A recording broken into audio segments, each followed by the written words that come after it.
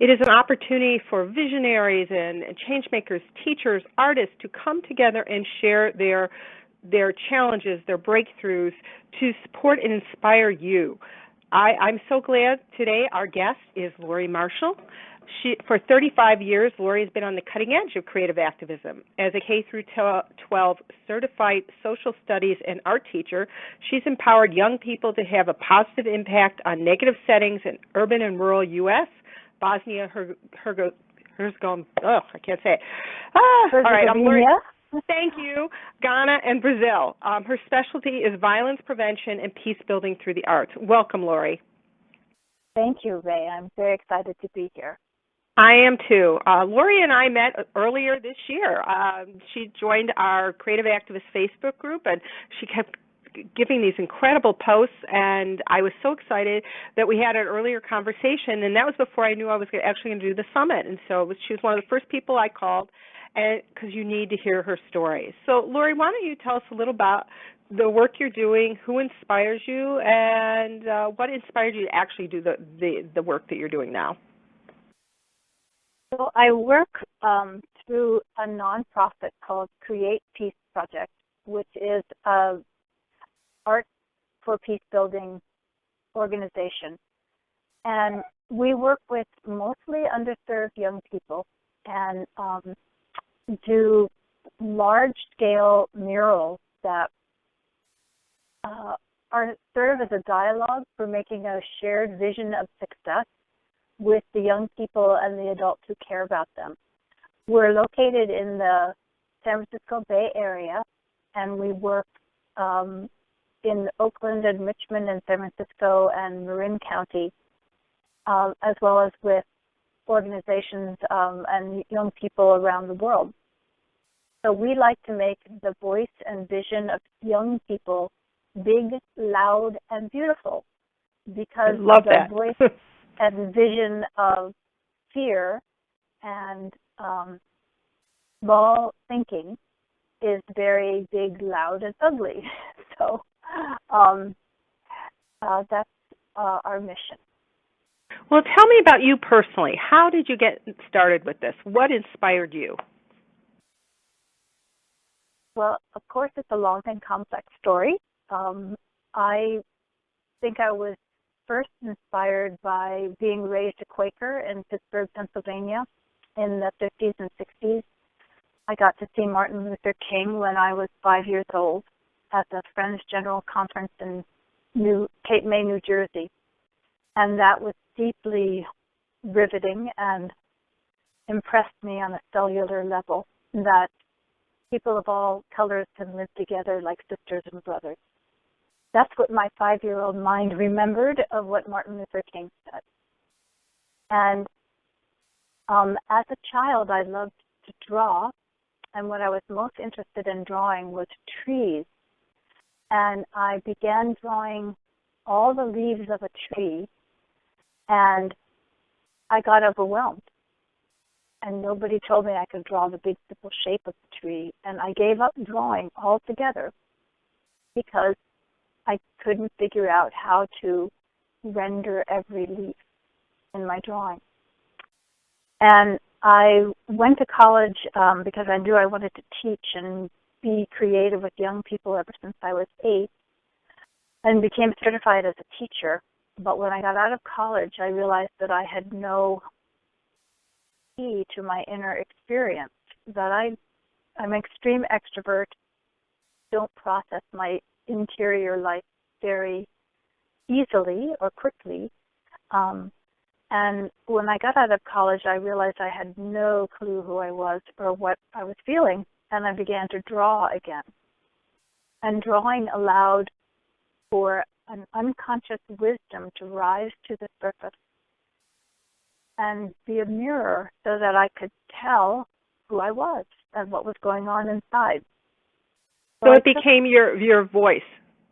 My voice, yeah, not my reaction, but right. My voice. And so I took this newfound tool of art and integrated it with my love of people, and began to make collective shared vision through large-scale paintings where everyone in a community is invited to share their imagery. And this coincided with hearing an 8-year-old girl say to me in 1999, "I wish the whole world could see our painting and then the whole world would be happy." This was after making a painting with 350 kids in her elementary school. And then Meredith Miller said, "What if the whole world made a painting together?" And I said, "Oh my gosh, that's what I wish we were doing. And it's not what we're doing, so let's do it. And let's start with the young people." And I have no idea how to do it. And what came to me was that trees are the model of many, many components working all together for the same thing. And I also happened to be given a book called The Singing Tree by Kate Faraday just at this time, which is a book that was inspired by her father's experience in World War I, in the Hungarian army.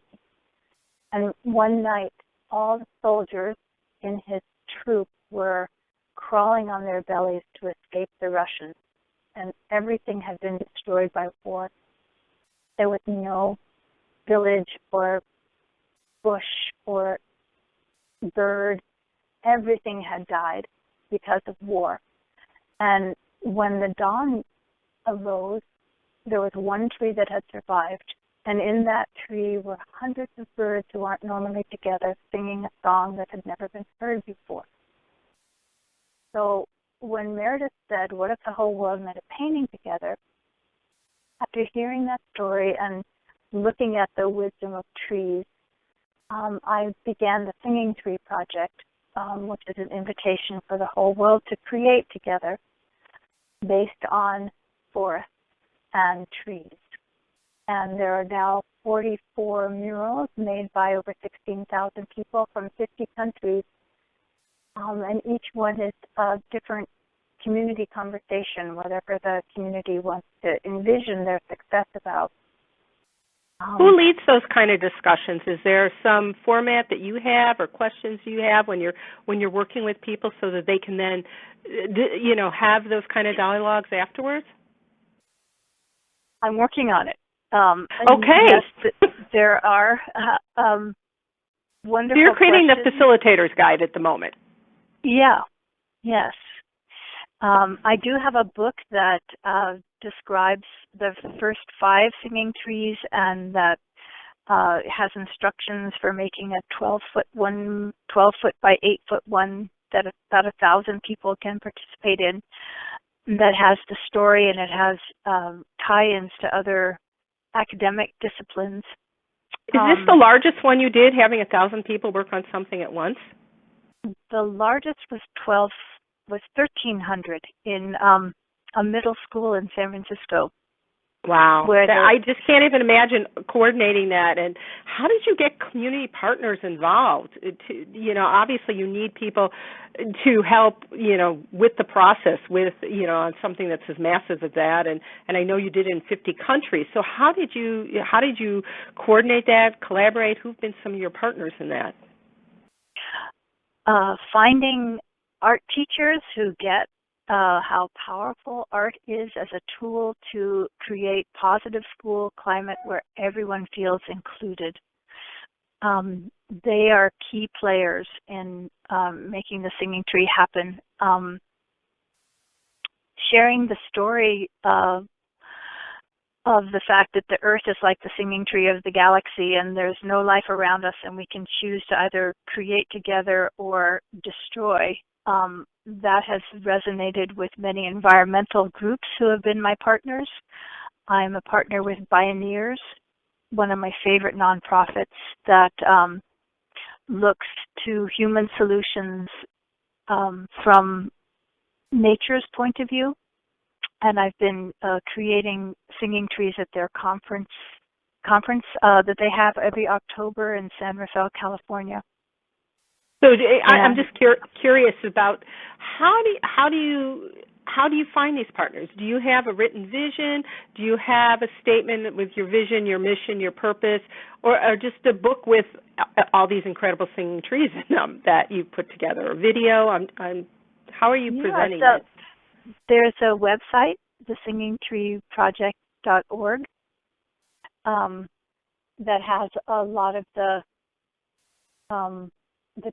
trees on them and numerous videos. And yes, there's a hard copy book that has 20 of them in full color. I want to do another one with the other 20.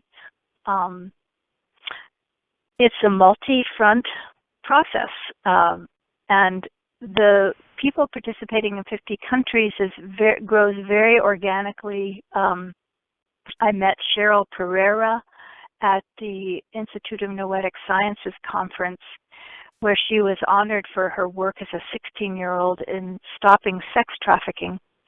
And she was going to Cambodia, Laos, and Thailand to be with children who she was helping to get out of the sex trade, and she was helping to set up safe houses. So she took parts of the singing tree, which is like a big, gigantic puzzle.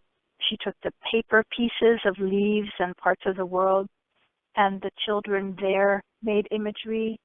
We brought it back to the fig singing tree of the child that was being made by kids from Oakland and gang-ridden areas and Santa Rosa, and we used it as a tool to discuss sex trafficking on our planet when they got to hold in their hands a piece of art that was made by a kid who says, "I happy," standing with her family in Thailand. I love that. Yeah, so it's a way of kids informing each other about their reality while they're creating together. And I find so many kids are much more interested in connecting and creating together than they are in competing. And I did singing trees with an inner city African American school and a suburban white school in Pittsburgh, Pennsylvania. They worked together, create the parts for 4 singing trees, and then came together to see them displayed and to see a film that was made about the project. And it was the only time that they had ever been in a creative situation together. They had some interaction competing in sports, which is very tribal and contentious. And it's, when people co-create together, they have an experience that they can then have deeper dialogues about many things. So what are some of the other dialogues that the singing tree has prompted? I love this with sex trafficking. I happen to be working with a group in Chicago on sex trafficking, and this is a great idea that we can add to our what you can do, because we go into, we're working with community groups and churches and synagogues, and they're always interested. We can talk about a book, right. We can talk about this, and this is another idea that I had not heard about, so I love it.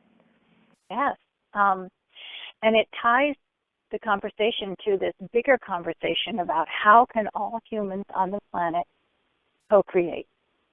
So let's envision a world where every child is safe and nobody has unwanted physical contact. What does that look like? Another topic that people have focused on is what is the alternative to drugs? So, and most all of the singing trees are led by young people. They come up with the driving question. I ask them, what needs healed in your community? And that's often what the subject of the singing tree will be. So in McKees Rocks in Pittsburgh, Pennsylvania, it's right up a very under siege, low-income neighborhood. The students made a singing tree that was called the Tulip Singing Tree of Freedom from Addiction. And the driving question was, how do you cope with pain without hurting your body or breaking the law? So the kids generated incredible imagery of music and spirituality and crack is whack and one kid made a heart that had maybe 1,000 little figures all around the heart sitting on our planet. And he made an image of a heart-centered world. So it's a place where people can come all together. And then the students took this mural and went to various high schools and talked about how they cope with pain without hurting their bodies or breaking the law. And creativity is the healthy high. And they were sharing that with other students while the people they were presenting to got to see this 12-foot high by 8-foot wide portable, beautiful So you've also mural. created a leadership model. I love exactly. that you've taken it not just to be an artist, but you've created this leadership activism model. So I love that. So that's what creative activists do. So thank you. I'd love to know, what are some of the challenges you're facing and how are you overcoming them?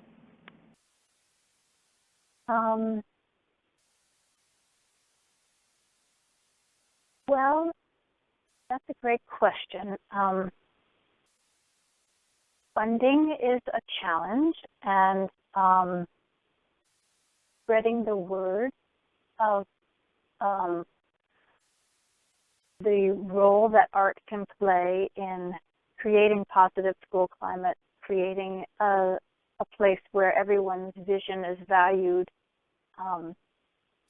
because the root of violence is people feeling frustration that their needs cannot be met, and their need of respect is not being met.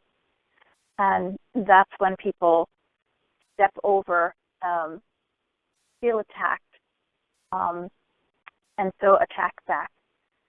So to convince education systems, it's getting a little better now that No Child Left Behind has been transformed, to convince our industrial model education system that the arts have a very essential role to play in preparing young people for the 21st century, and part of that is to prevent violence through people being able to express their uniqueness in a safe community. That's been hard. So I'm working I guess on it. Yeah. You're working on it. Okay, so what would be some suggestions so people may be listening in who are educators, teachers, and what would you say to them about creating, using arts in their classroom, using it as a model for activism and social change, and creating that vision? What are some suggestions you might give them? One is to study the neurobiology of how human beings communicate, and there's a beautiful book called Conversational Intelligence by Judith Glasser that describes how trust is built. And she has an acronym for it, that the T stands for transparency. And that means sharing your inner experience. And that is what art does. That's what it did for me when I was 22. And what it does for all of us is we get to share our inner experience, which is the foundation of trust. The R stands for relationship building. The U stands for understanding what it's like to be in someone else's shoes. The S stands for having a shared vision of success, which is what these big collaborative neural processes do. And the final T stands for testing assumptions. I don't know about you, but all day long I make assumptions that are totally wrong. I just have to. I get it. Is that true? Is that really true? Yes. Yes, right. And often it is not. And often when I blame someone, it is especially not. Right. And again, that is the root of violence. Violence comes from when there is no trust. So art is a life-saving tool in terms of being able to see someone else's inner experience and realize, oh my God, they are not the demon monster I was making them out to be. I've also written a book called Beating the Odds Now, 10 Steps for teachers to meet the standards and still love what you do. And after lots and lots of thought and sharing about the book, I realized that it really is 3 steps. And the first step, and this is kind of the root of my creative activism and my spiritual Quaker roots, the first step is to seek the spark in every person, seek the gifts that they have, seek the divine in them. And when you approach people with the vision that there is something beautiful and divine inside them, I have never had anyone disappoint me. And that's what we make space for in the arts and in any inquiry, which of course includes science. And the second step is to model nature, because nature is our mentor, master, and the most amazingly, the system of this Earth and this galaxy and this universe is so remarkable. And one thing that nature does is to have really clear goals, but never micromanage how the local conditions achieve those goals. For example, all water has the goal of getting to the ocean, but the Mississippi River doesn't tell the Colorado River how to do it. They do it in their own way because of the local conditions. And every teacher and every parent knows the local conditions of the young people in their charge and knows what they need and knows their affinities and knows how to feed their passions and their gifts and their genius. And I want to encourage teachers to trust that they know what their students need, and all the Common Core standards are just there to support them in feeding the passions of their children. And the third step in beating the odds that we're up against, which are huge. Never has there been 7 billion people on the planet. Never has there been the acceleration of climate change in human lifetime. Our challenges are big. The third thing is to make the work that young people are doing in their school real and important. You know, what if we only ask young people to do important work from 2-year-olds on up, and the kids want to have purpose? And we need their fresh vision and hope to address the challenges that we're facing. And I believe all children should be treated as graduate students, where they express their deep curiosity about something, and we hook them up with the adults that are addressing whatever it is. Because in order to survive the coming climate chaos, we need all hands on deck, all hearts on deck, all heads on deck, and the young people have an extremely important role to play.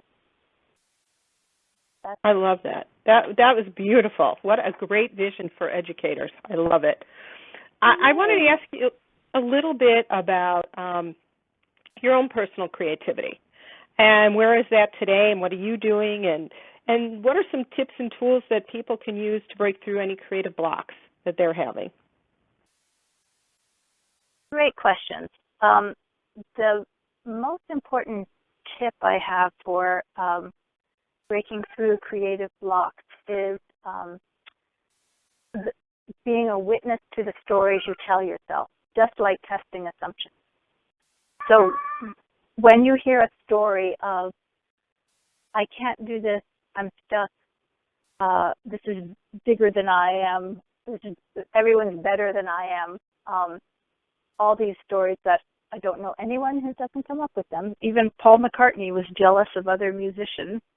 Right. When he heard a song he liked, to just say hello to that story and say goodbye to it, and shift the story to, I'm going to see what happens. I have nothing to lose. And so a great tool is to just watch the stories that you're telling and change that story for yourself. And Sometimes I make drawings that is just my hand moving to music, and I close my eyes and I just let my hand move and see what happens, and I open my eyes and I play with it. I love to record conferences and speeches in a visual way. My notes are very visual in my Beating the Odds Sort of Now infodoodle blog. kind of things? Do you do Yeah. infodoodles? Yeah, okay. I have a blog inspired by Daniel Pink's Pinkcast, where he talked about the great advantage of taking notes visually. On my blog of Beating the Odds Now, I have maybe 15 images that I made my visual recording. That's interesting. Personally, I know for me, I do a lot of mind maps, but I'll just start with put the big idea in the middle and spokes on a wheel kind of thing. But every day I work with my own personal vision about, inspiring and engaging and empowering 1 million creative activists around the world. And what does that look like, and what are the pieces that I need to do? And so I've used that for myself. So I love that the infodoodle kind of thing. As a visual, artist, that's really what resonates most with me, but obviously I also have the written word as well. So I didn't mean to interrupt. Go ahead. No problem. I love it, and I want to applaud your vision of 1 million creative activists working together, because we need to amplify the fact that we belong to all of creation, and we have the Creator moving through us when we create, and the light of that, the power of that, and the love of that, and the faith of that is so needed now, as the dark, frightened forces are fighting back because they're afraid. And I believe that we are hospicing out the old hierarchical, fear-based order, and we're midwifing in a time where every voice is valued, every organism is valued. Nobody is the entitlement to have their life be at the expense of other people's lives. And so I so applaud your vision. Well, thank you. I'm open to any suggestions that you may have to amplify those voices and bring them together in conversation. Again, everything I believe is a collaborative process. If we're going to create a different vision for what the world looks like, we need to be able to bring these voices together and create safe spaces where people can talk about what's going on, what are some of their challenges, what are their successes, and how we, and especially I think artists, and I'm using artists in the vernacular, it can be, musicians, we isolate a lot. We work within our, we go to our studio, we paint alone, we're out in nature doing our photography alone so often, and we need to start working together in a different kind of arena. That's what I believe, so that there are more conversations going on. Yep.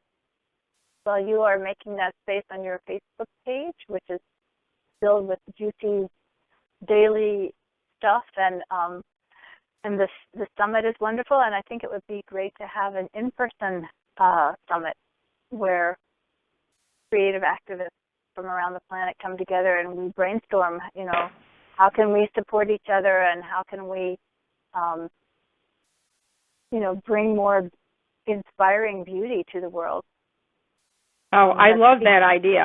That is one of the things that is on my mind map, is to have an in-person one, because I think too we also need that time and space to tell our stories, to actually work on our vision. So often, I don't know, I've run across a lot of people say, I have this book I want to write, or I want to help in this way, but then I'm not sure I know how. How can I make a difference? And too many people are apathetic, because they just don't know what to do, so they just tune it all out. And yet they know somebody should do something about that. And yet they all have these incredible creative gifts, and they don't know how to access them to make a difference. Right. So go ahead. Well, Burning Man is coming to mind, as a model Why don't of you people. explain to that people what Burning Man is? I know, but they may not know. Yeah. So it's a gathering every, I guess, September, maybe end of August, September, that has, it takes place in a very stringent atmosphere of a desert. So you have to really be clear about taking care of yourself in nature. And they have 10 radical guidelines of radical creativity, radical self-expression, radical don't leave any trace of yourself, radical inclusion. And they make art and share creatively for 10 days or so. They make a city. And then much of the art they make is burnt, and it's about addressing our impermanence, and the concepts that they have are very healthy, I think. And so that's an example of something that's been going on for quite a while and is growing. So I thank you, Laurie. This conversation has been wonderful. And we could probably talk for another hour or two. There's so many other things we could. So that's probably for the in-person summit that we'll plan next. So I want to thank you again, and I want to thank the listeners. Really, use these conversations as openers, for you to think about, play, question, deepen your understanding of your own purpose, your gifts, and how you can make a difference. I want to also let you know that at any point you can become a gold member and receive access to the conversations that we're having and also the transcripts. So you will be getting information as we go along. And watch for your calendar every day because there may be some surprises, there may be some bonuses.